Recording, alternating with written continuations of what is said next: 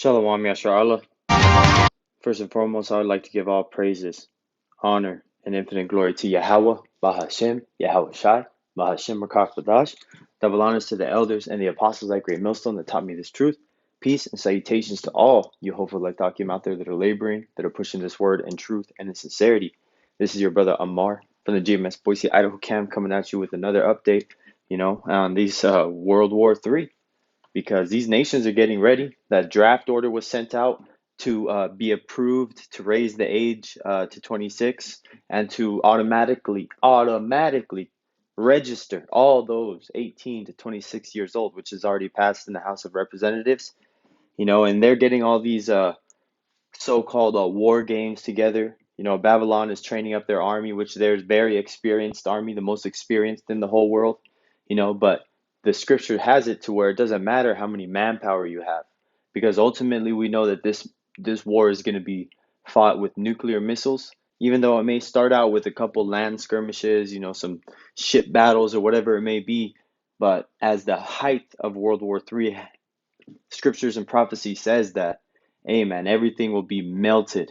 So it doesn't matter what fitness level your soldiers are. It doesn't matter what good gear they have on, the best night vision, the most high-tech body armor, the best so-called uh, optics to be able to sight people from really far away, the best bullets, whatever it may be, it's not going to matter, because this place is going to be melted with the nuclear missiles. And also when Yahweh Shai cracks those clouds and sends out those chariot missiles, still like those chariot lightning bolts, so-called, those laser beams, man, melting this place. Because you see this great multitude that's gathered together here. Well, scriptures say exactly that a great multitude will be coming together, for World War III, which I want to get real quick. This is Revelation 11 and 14. The second woe is past, being World War II, and behold, the third woe cometh quickly, because woe meanings destruction.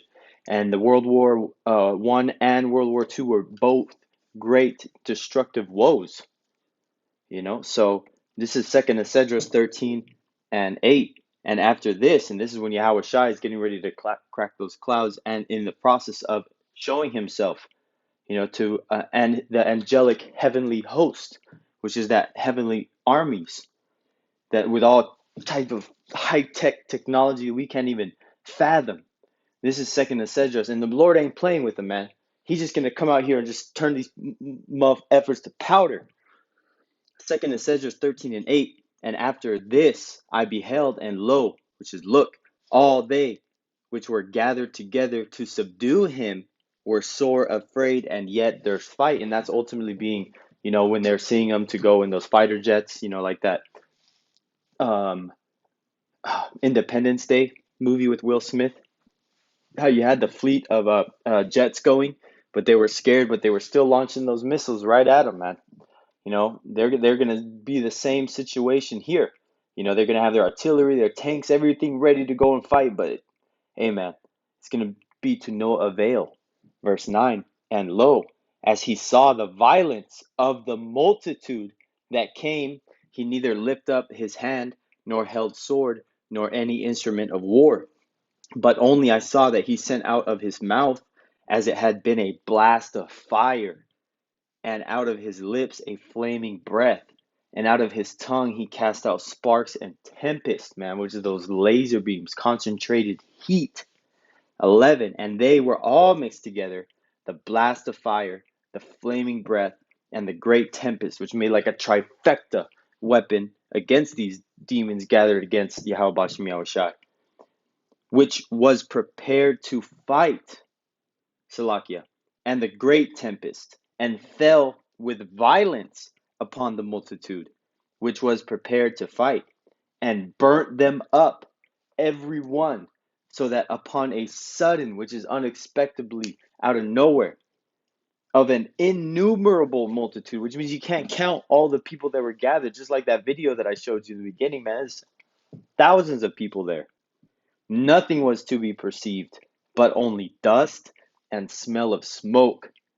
When I saw this, I was afraid, and that was a prophet saying he was afraid for the vision that he was receiving of Yahweh Shai completely decimating the armies of all the nations, because I just showed you the army of Babylon, but guess what?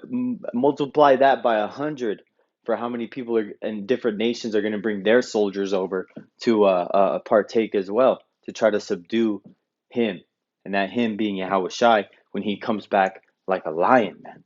He ain't playing this time. And so these videos that you see, man, people that don't have the Lord, and this is the point I wanted to get to, people that don't have the Lord are going to see that and be intimidated, man. They're going to be scared. But when you have Yahweh Bashem Yahweh Shai and you know the angels got you back, you know you've been doing the right thing, you know that the Most High is with you, man, and you have that level of faith, hey, man, you know that it doesn't matter if the whole world is against you. As long as you got Yahweh Bashem Yahweh Shai, the Akim, all as well, first and foremost, Yahweh Shem Yahweh Shai, but everything comes together that we do this together as a body, man. We're unstoppable, no such thing as a renegade Israelite. We're a tribal people. We got brothers, we got structure, we got order, man. And when we're together and forming like Voltron, there's nothing that these armies can do, man. But it starts on an individual, you yourself looking in the mirror faith basis, because we are only as strong as our weakest link. And that's why everyone should be edifying and lifting up their brothers, and as well as doing your best to get better so that you can be better for your brothers around you, man. And aka sharpening your sword in the spirit, doing things that you need to be doing, and to the best of your ability, and just being a brother, man. So there's a lot to it, and I don't want to get too far off, but hey, man, this is Yapa to see that these things are happening, man, and to know that we have Yahweh Bashem Yahweh Shai. We're serving him in truth and sincerity to the best of our abilities, man, because these things are happening, and these things are about to get more real than you can imagine. So, Lord willing, that this lesson was edifying to the elect. Till next time, Lord willing, Shalom. I'd like to give all praises, honor, and infinite glory to Yahweh, Bahashem, Yahweh Shai, Bahashem, or Chak. Double honors again to the beloved elders and the apostles that great Muslim that taught me this truth.